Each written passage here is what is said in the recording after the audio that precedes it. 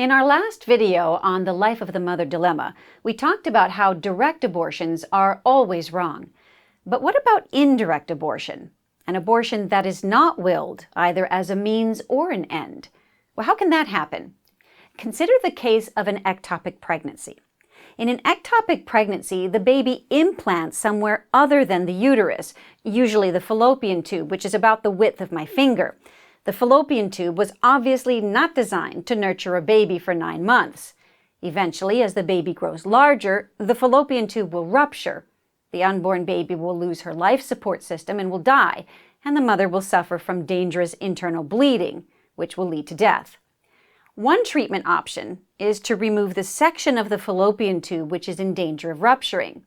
Since the baby is inside that section of tube, the child will eventually die when her life support system is cut off. But this surgery is a legitimate medical treatment. It's designed and intended to save the life of the mother without directly killing the unborn child. In fact, removing the section of tube with the baby in it is the first step that's necessary to save the baby's life as well. Unfortunately, medical science has not advanced yet to the point where the doctor can remove the child from the tube and safely transplant her where she belongs. But if that ever becomes possible, that would become a moral imperative. Since we can't do that yet, the loss of the unborn baby in this procedure, although foreseeable, is an unintended, secondary effect of a procedure that's necessary to save the mother's life. In the end, the child will most likely die. But this loss is an indirect and unintended consequence of treating a life-threatening condition experienced by both the mother and the child. Now, just a couple of other caveats here. First, there are other procedures for dealing with ectopic pregnancies that actually do constitute direct abortion.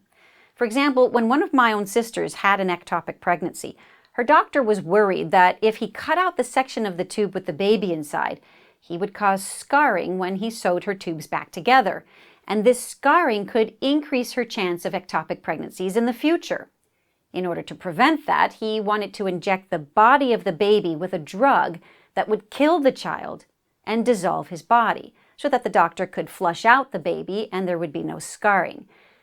But this would have been a direct attack on the baby, intentionally causing his death as a means to the end of preserving my sister's fertility. That would have been the wrong thing to do. Secondly, just because a medical procedure will only lead to an indirect abortion, that doesn't necessarily make the procedure automatically morally okay. For example, if the mother's life is not immediately in danger, what we call imminently in danger, the doctor would be morally obliged to delay treatment until that point.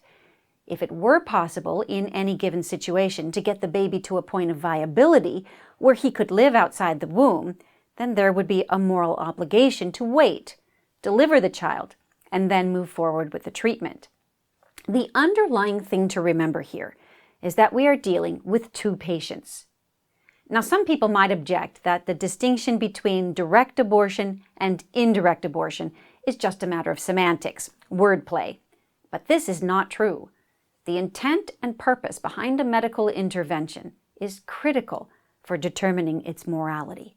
There's a huge difference between taking an action intended to save the mother that unintentionally results in the loss of an unborn child and a direct abortion where the baby is specifically targeted and purposefully destroyed. We can be thankful that modern medicine has made the dilemma of life-threatening pregnancies very uncommon, and with further advances, we can expect them to become even more rare. But in the meantime, our most important duty is to avoid committing an intentional harm. The rest is in God's hands.